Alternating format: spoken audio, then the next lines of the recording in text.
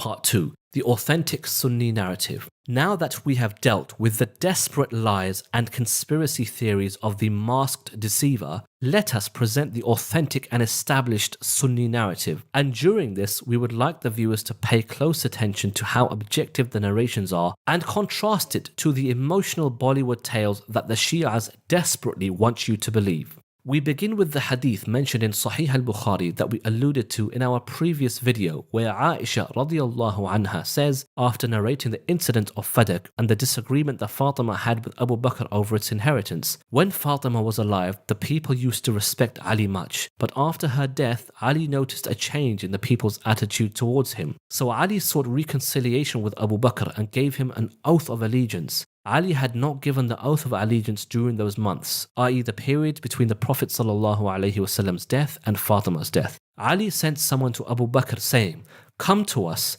but let nobody come with you," as he disliked that Omar should come. Omar said to Abu Bakr, "No, by Allah, you shall not enter upon them alone." Abu Bakr said, "What do you think they will do to me? By Allah, I will go to them." So Abu Bakr entered upon them. Now, one may ask, why did Ali not want Umar to come with Abu Bakr? This may be due to Umar's stern character that he was quite known for, and thus Ali wanted to prevent any hostility. We will elaborate further on the relationship between Umar and Ali later on. Before we continue with the narration, we ask the Shia viewers, what reason do you think Ali gave for delaying his pledge? That he was an infallible imam who had his caliphate usurped? That he believed he was superior to Abu Bakr and thus was more deserving of the leadership than him? Or was it because of something else? Let's continue reading. And then Ali uttered tashahhud and said to Abu Bakr, "We know well your superiority and what Allah has given you, and we are not jealous of the good that Allah has bestowed upon you. But you did not consult us in the question of the rule, and we thought that we have got a right in it because of our near relationship to Allah's Messenger sallallahu alaihi wasallam."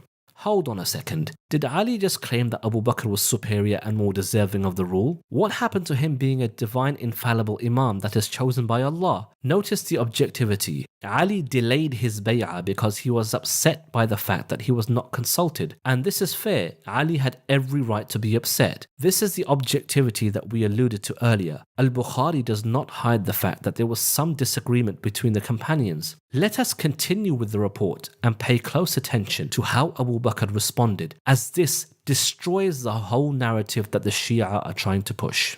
Thereupon Abu Bakr's eyes flowed with tears, and when Abu Bakr spoke, he said, "By him in whose hand my soul is, to keep good relations with the relatives of Allah's Messenger sallallahu alaihi wasallam is dearer to me than to keep good relations with my own relatives. But as for the trouble which arose between me and you about his property, I will do my best to spend it according to what is good, and will not leave any rule or regulation which I saw Allah's Messenger sallallahu alaihi wasallam following in disposing of it, but I will follow." On that, Ali said to Abu Bakr, "I promise to give you the oath of allegiance in this afternoon." So when Abu Bakr had offered the Dhuhr prayer, he ascended the pulpit and uttered the tashahhud, then mentioned the story of Ali and his failure to give the oath of allegiance, and excused him, accepting what excuses he had offered.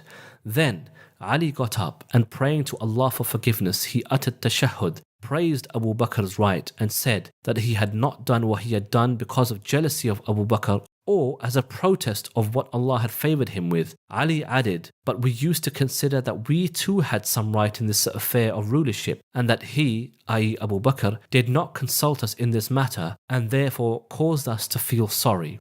On that, all the Muslims became happy and said, "You have done the right thing." The Muslims then became friendly with Ali as he returned to what the people had done, i.e. giving the oath of allegiance to Abu Bakr.